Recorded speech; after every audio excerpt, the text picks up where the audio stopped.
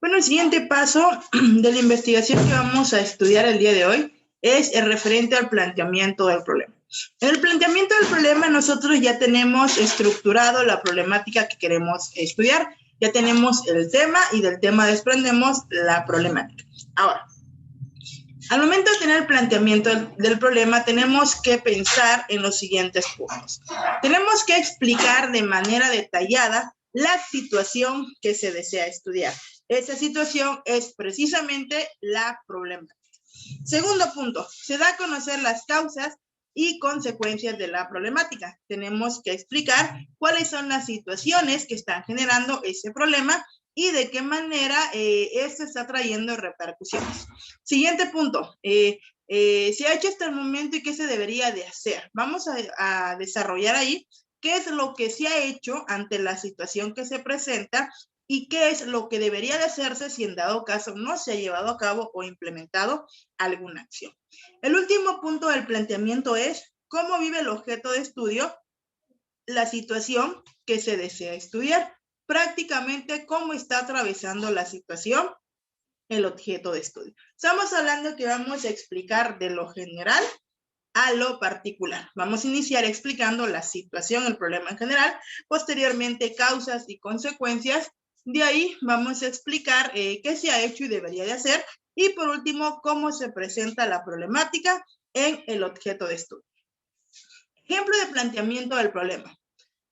Vamos a visualizar aquí, problemática. La falta de una educación en valores como principal causa del alto índice de violencia escolar en alumnos del tercer grado, grupo único, del turno matutino de la escuela primaria, Dr. Belisario Domínguez, del municipio de Tapachula, Chiapas.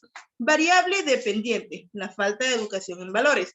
Variable independiente, principal causa del alto índice de violencia escolar. Objeto de estudios, alumno del tercer grado, grupo único, del turno matutino. Y contexto delimitado ya es escuela primaria Dr. Belisario Domínguez del municipio de Tapachula, Chiapas. Esta problemática ya está bien redactada. Ahora, tendríamos que explicar como primer punto qué es la educación en valores, que es de lo que estamos hablando. Pero, explicamos qué es la educación en valores como tal, podemos buscar autores que nos hablen de la educación en valores y posteriormente, ¿qué pasa cuando no hay una educación en valores? También lo explicamos. Segundo paso, ¿cuál sería la relación entre la falta de educación en valores como generador de violencia escolar? Como esa es mi variable independiente, el alto índice de violencia escolar, tengo que explicar cómo es que la falta de educación en valores genera precisamente la presencia de violencia. Tercer punto, ante la situación de la presencia de violencia debido a la falta de educación en valores, viene el siguiente punto. ¿Qué se ha hecho hasta el momento ante la situación de violencia por falta de educación en valores? ¿Qué acciones se ha llevado a cabo? Y por último, como cuarto punto, ya explico de qué manera se presenta directamente la problemática de la violencia escolar por falta de valores en alumnos del tercer grado, grupo único de la escuela Belisario Domínguez. Aquí yo ya tendría que explicar cómo se presenta la violencia, cómo lo viven los alumnos, qué tipo de violencia atraviesan, cómo se ha desencadenado, entre otros puntos. Estos son los 4 puntos que debe de venir redactado en el planteamiento del problema. Podemos hablar de autores que mencionen, por ejemplo, en este caso, qué es la educación en valores, según el autor tal, define la educación en valores como tal y tal y tal.